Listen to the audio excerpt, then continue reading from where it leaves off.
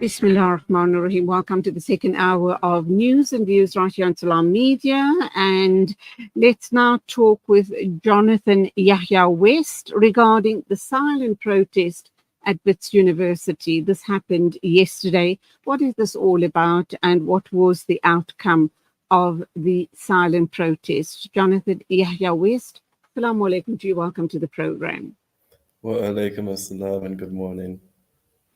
Okay, so we understand that you had a peaceful, silent demonstration against the Wits Faculty of Science Marketing Committee's address by the Science Faculty Dean promoting the neutrality of universities during an ongoing genocide.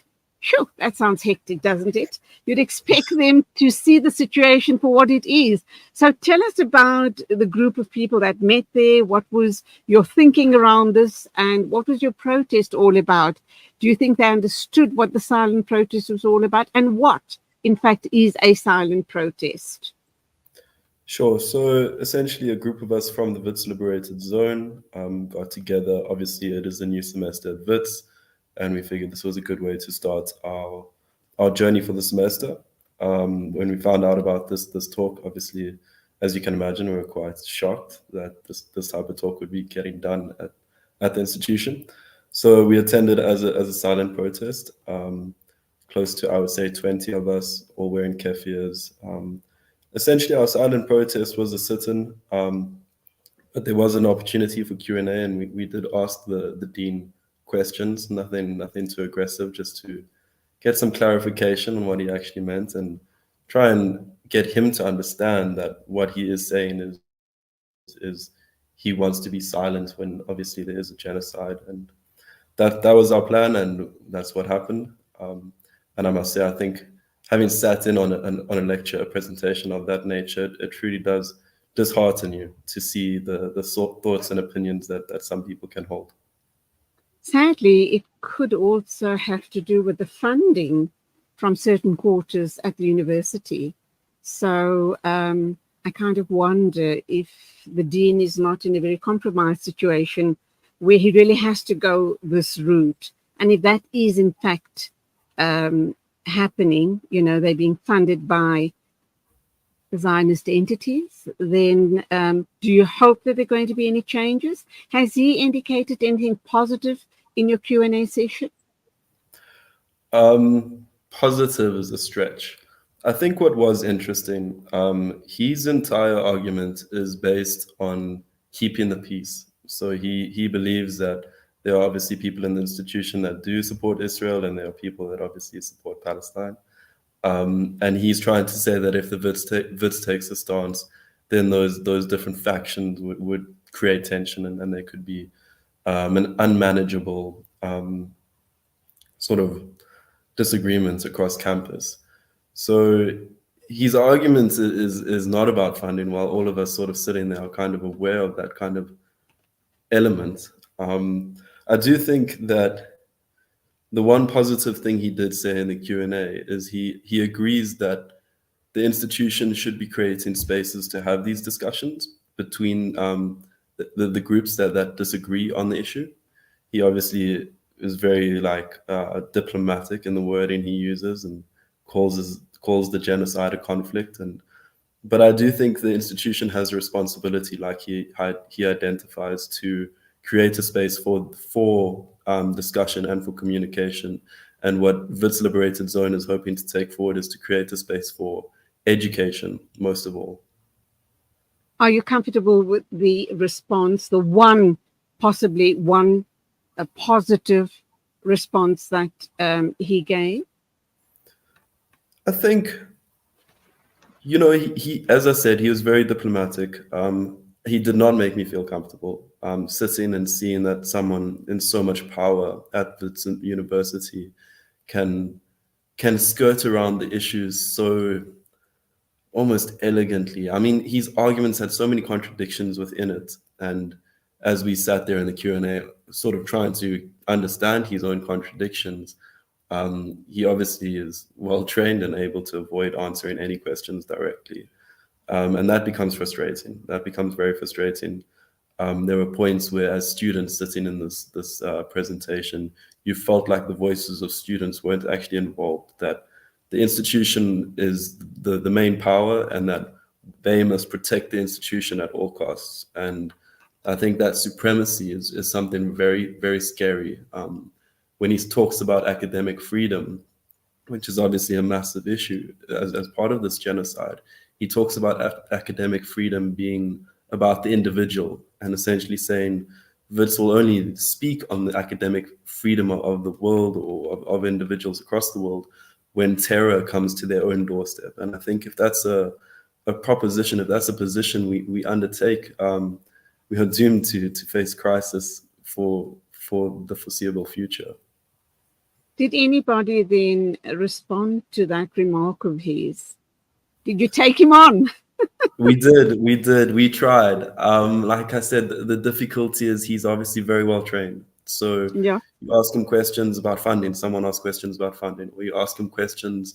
There was one, I mean, he Sorry, touched on, Jonathan, let me interrupt you here. What was the sure. response on funding?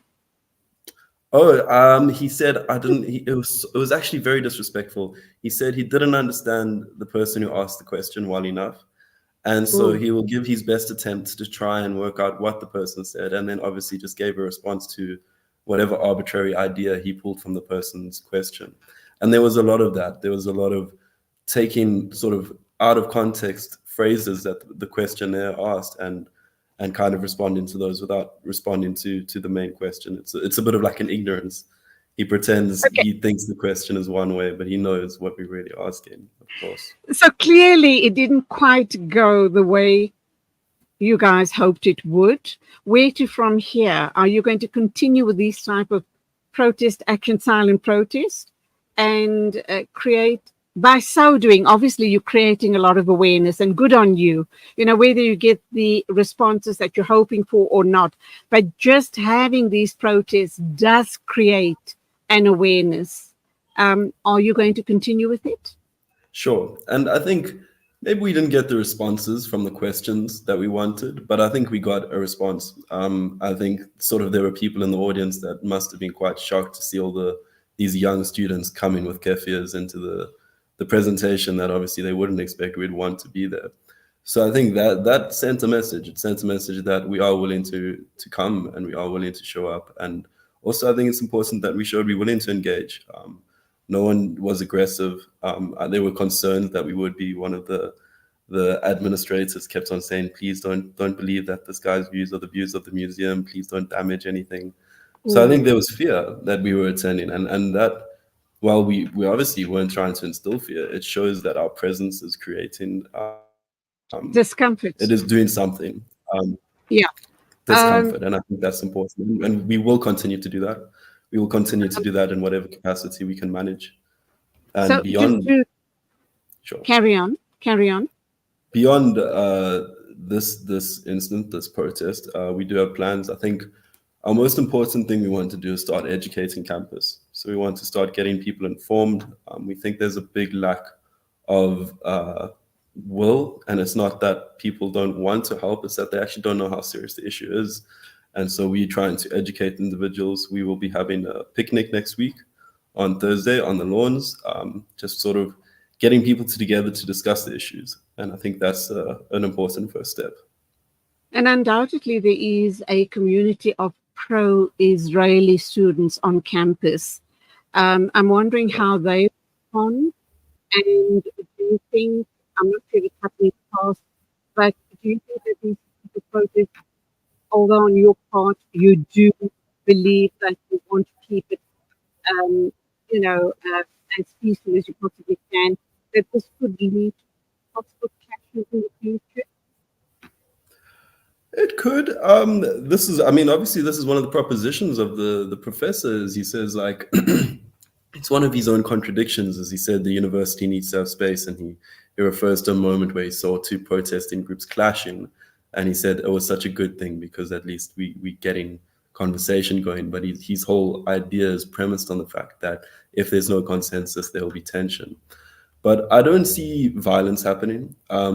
There are Jewish or there's an organization called Saudras, They don't represent the Jews on campus, who are quite pro-Israel. And we have clashed with them at protests, but usually just verbally.